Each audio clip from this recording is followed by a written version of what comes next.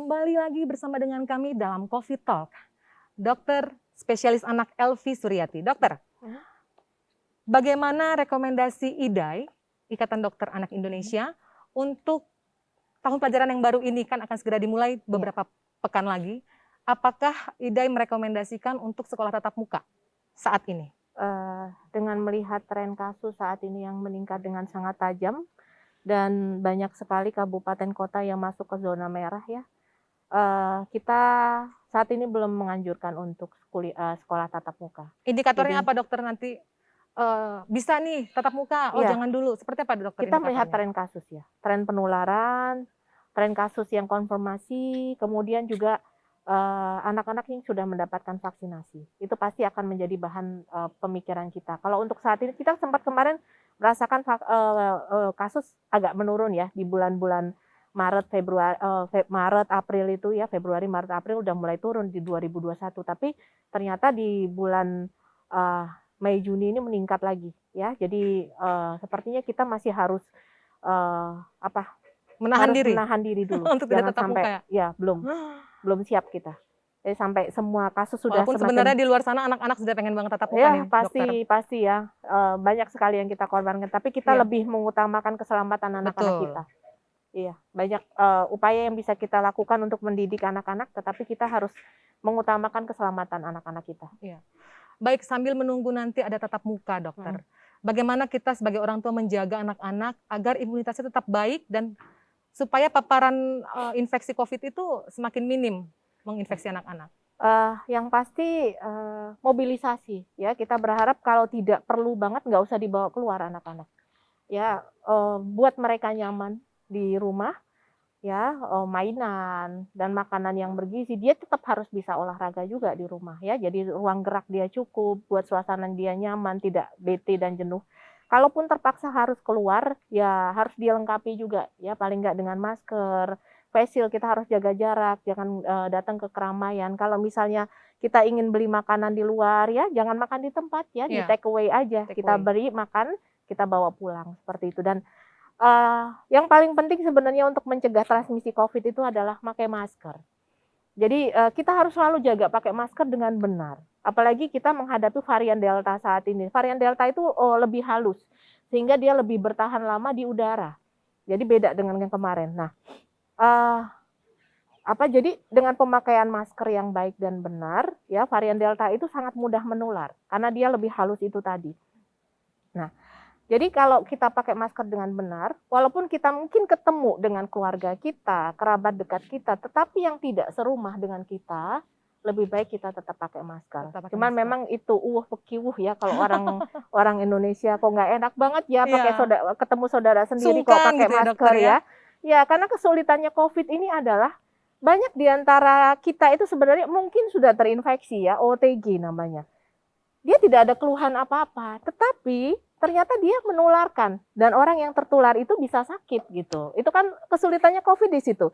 Jadi dia merasa, kan makanya masyarakat kita merasa apa sih COVID itu tipu-tipu aja, itu nggak ada. Orang saya katanya positif tapi saya nggak ada keluhan apa-apa. Tapi dia lupa bahwa saat dia terinfeksi dia bisa menulari keluarganya yang lain, dan keluarga yang lain itu bisa jadi sakit dan bisa sakit berat. Karena saya dapetin sendiri itu kasusnya. Jadi kayak kemarin banyak anak-anak yang dari pondok pesantren di Jawa itu yang pulang ke Lampung dan tidak ada keluhan, ternyata begitu sampai di Lampung dia nulari orang tuanya dan orang tuanya sakit berat. Baik dokter, secara spesifik titik-titik lemah mana saja yang rentan menginfeksi COVID pada anak ini? Saat kapan saja dokter? Iya, yang pasti pada waktu anak dibawa keluar rumah. Ya, artinya dibawa keluar rumah tanpa memakai APD, ya paling tidak masker atau face shield, datang ke tempat-tempat hajatan, tempat kerumunan, ke mall-mall, ya, kemudian restoran-restoran, ya, atau kita naik kendaraan umum, itu juga bermasalah kalau Jadi sebenarnya stop bawa anak ke tempat keramaian ya dokter? Ya, harapannya stop aja dulu gitu ya? Stop aja dulu. Ya, jadi mengurangi itu. Kalaupun terpaksanya kita misalnya harus pergi nih, anaknya jenuh gitu ya, kita bawa kendaraan pribadi. ya, atau naik motor gitu boleh juga ya. Terus kita mengunjungi area-area terbuka seperti ini, tapi di situ juga kita tetap jaga jarak dengan orang lain. Kalau bisa sih 2 meteran. 2 Dan meteran. kalau bisa kita tetap pakai masker, anak kita di atas 2 tahun pakai masker atau paling tidak dipakaikan face shield. Jadi mungkin juga bisa ditingkatkan lagi tuh pembentukan pembuatan face shield pada anak yang Iya. lucu-lucu. Jadi mereka Iya. nyaman makainya. Iya. Dokter, selain face shield juga mereka harus makan makanan yang Ya, bernutrisi. pasti. Minta kiat-kiat dong dokter supaya anak-anak ini mau makan sayur, makan buah, Eh, minum susu secara rutin. ya, Minta kiatnya dong dokter, bagaimana caranya, strategi-strateginya? sebenarnya proses makan itu proses belajar. Jadi memang nggak bisa sesuatu yang tiba-tiba. Oh begitu. Jadi proses belajar anak untuk makan itu mulai usia 6 bulan. Iya. 6 bulan sampai 12 bulan itu fase rentannya. Jadi kalau kita sampai tidak memanfaatkan fase perkembangan makan dia di situ, dia akan menjadi picky eaters, sulitan makan. Nah, terus gimana caranya kalau udah terlanjur? Iya. Kita harus selalu mencoba. Intinya mencoba mengenalkan anak dengan berbagai macam jenis makanan, sayur-sayuran, ya. Sambil kita ajak dia ngomong, diskusi. Semakin besar anak, semakin bisa kita ajak diskusi, kita cobakan dan kita contohkan. Kita cari rasa apa yang dia suka. Kadang jenuh ya, mungkin kadang-kadang kayak nugget itu bisa kita bentuk-bentuk yang lucu-lucu seperti itu. Jadi yang paling penting itu makanan yang protein hewani. Ya, protein hewani seperti ikan. Ikan itu protein hewani dan murah. Ya, ayam juga termasuk protein hewani yang murah. Telur, daging, ya. Terus sayur-sayuran, ya. Kalau sayur itu kalau anak sebenarnya dia harusnya tidak sayur bening ya. Anak itu harusnya sayur santan. Karena gitu. iya, karena anak itu dia butuh lemak yang tinggi untuk pertumbuhan otak. Jadi salah kalau kita ngasih sayurnya itu sayur bening pada anak, harusnya sayurnya bersantan. Itu yang untuk usia seperti saya aja dokter ya, sayur bening. ya sayur bening untuk kita yang tua-tua. Kita ya. Ngurangi kolesterol. Ya. Jadi dokter, pertanyaan pamungkas saya nih dokter. Bagaimana caranya agar setiap keluarga bisa meningkatkan disiplinnya? Agar anak-anak ini bisa aman dari COVID, terutama virus Delta ya dokter? Ya, intinya adalah kesadaran. Kesadaran kita. Bahwa apa yang kita lakukan itu, kita memakai masker dengan baik, kita cuci tangan, rajin cuci tangan, kita jaga jarak, kita menghindari kerumunan, kita mengurangi mobilisasi, itu intinya adalah untuk keselamatan kita dan keluarga kita dan orang terdekat kita. Bukan karena ada polisi, bukan karena ada tentara. Intinya di situ, kita harus sadar bahwa yang kita hadapin ini virus dan ini nyata.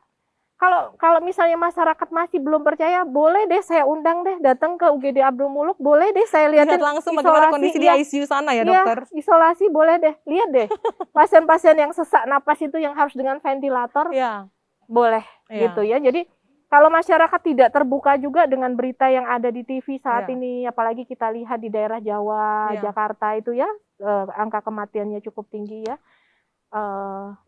Bahkan Bandar Lampung pun sudah seperti itu dokter ya? Sudah ada beberapa perebutan tabung oksigen di luaran sana. Rumah sakit juga sudah kewalahan. Ya.